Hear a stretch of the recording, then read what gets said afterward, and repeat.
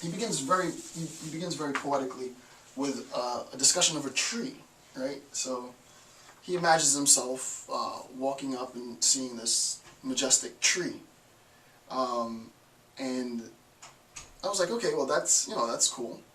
And he sees the tree, he pictures it as a picture, as an image. I can see myself and my perception of this tree as a picture, and it's just the image tree, right? So you can imagine that here I am, or here Buber is, and here's this. I actually want it to look like a pretty cool tree, so let's put some green on it. And here's this cool tree. Right? And he sees this tree, right? And he has this idea, and he pictures it as just picture. And the idea of tree as picture is just image, tree, right? It's just what this thing is, right?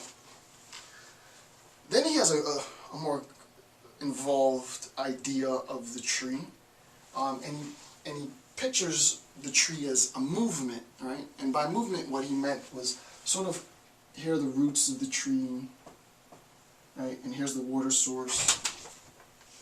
You can imagine, right? And sort of this water source sort of infused within the tree, right? So you can picture the tree as movement, and that's definitely poetic. That's cool. Okay, so he pictures the tree as movement.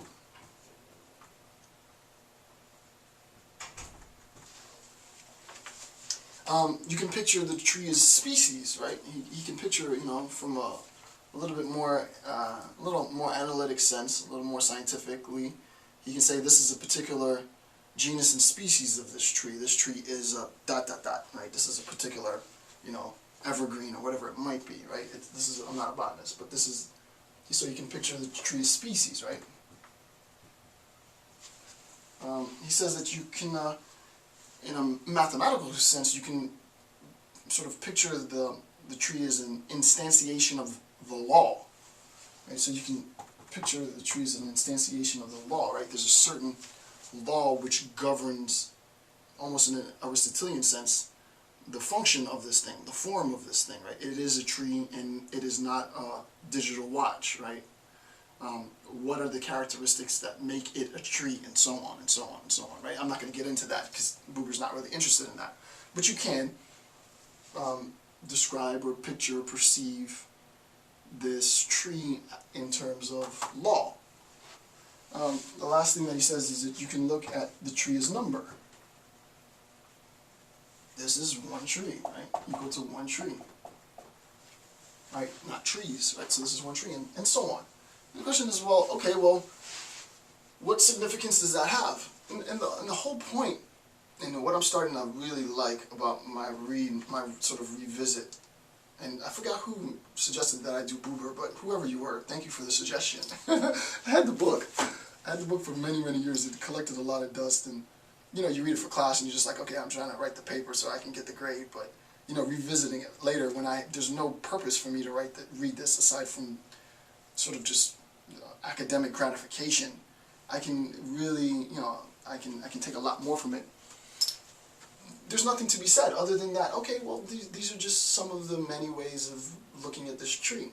I don't want to make it any more detailed than that. I don't want to make it any more complex. This is not going to be my standard lecture, right? Buber, I don't think he's going to allow me to do a standard lecture.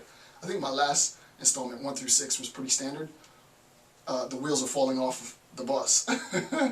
So I'm going to let Buber take me wherever he takes me, right? So, okay, so we picture the tree as number, okay?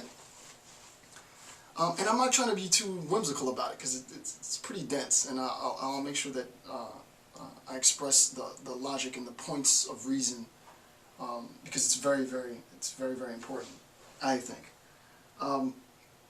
Then the point becomes, if you look through these steps 1 through 5, what Buber says is that we're still preserving this I, it, right? Remember, anytime we're talking about the I, thou, or the I, it, we're always talking about, and I said this in the previous series, we're always talking about the I, thou, or the I, that in terms of a relational experience, right? It is necessarily relational. The I, it is relational. The I, he is relational. The I, she is relational. The I, thou is relational, right? For Buber, it's impossible to separate the I from its relational experience, or its relational being, if you will, the being, the fact that our being is relational. I don't want to get too complicated yet. You can't separate that from our perception and our experience. It's inextricably bound to who it is that we are. The second, however, that I look at the tree in terms of it, the tree is picture, the tree is movement, the tree is species, the tree is law, the tree is number, the tree is whatever you want to fill in blank, then in a sense, though he doesn't say this, I've already objectified, I've already instantiated the tree as, right? The tree is this thing, and that thing is other than who I am, right? The tree is that, and I am this. Insofar as I do that, Buber's not saying it's necessarily a bad thing that you do, it's something that we do as human beings, it's part of our embodiment, it's part of what makes us humans.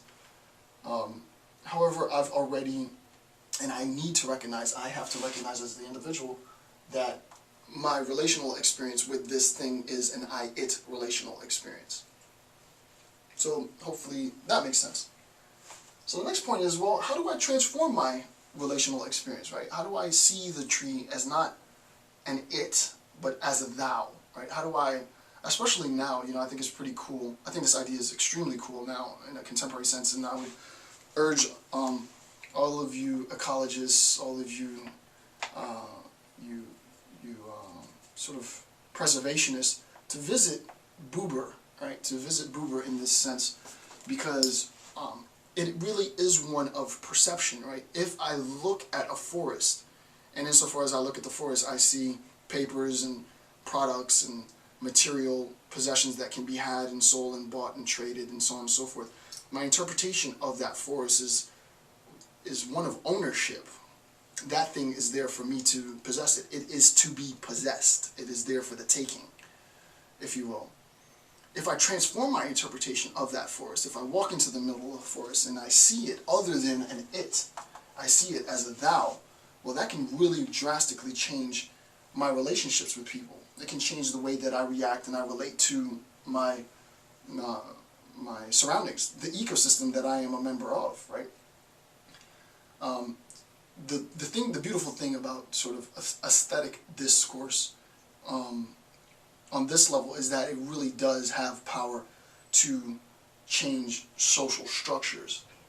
The only thing that needs to be done is we need to recognize, you need to recognize a new way of looking at the same old thing, right? The new way of looking at the tree, right? Not looking at the tree as an it, but looking at the tree as a thou. And the question is, how do we do that, Buber? Show us how to look at the tree as a thou. So, let's see how we look at the tree as a thou.